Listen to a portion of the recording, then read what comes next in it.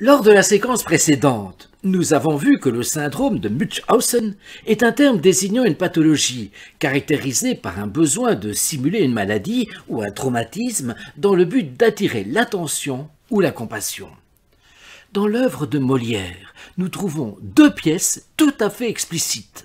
En effet, dans Le Malade imaginaire, écrit en 1673, le personnage d'Argan semble souffrir de maladies inventées par lui-même et reste conforté dans cet état obsessionnel par des médecins peu compétents, voire profiteurs.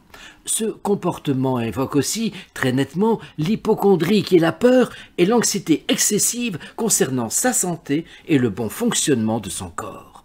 On peut donc évoquer dans l'attitude d'Argan, un cas à la limite des deux syndromes, bien que le but réel de Molière était de ridiculiser la médecine de son époque et non pas de présenter les deux syndromes comme je viens de le faire.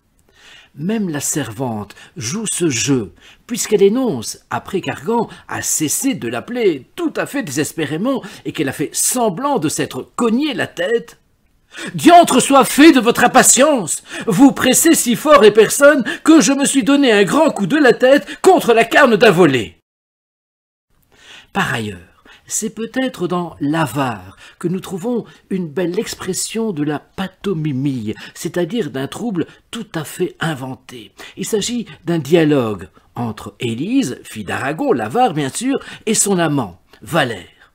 Valère. Il faut demander un délai et feindre une maladie. Élise. Mais on découvrira la feinte si on appelle le médecin. Valère. Vous moquez-vous? Y connaissent-ils quelque chose? Allez, allez, avec eux, vous pouvez trouver quelque mal qu'il vous plaira. Ils trouveront des raisons pour vous dire d'où cela vient. Comme vous le voyez, le syndrome de Munchausen est bel et bien présent dans l'œuvre du génial Molière.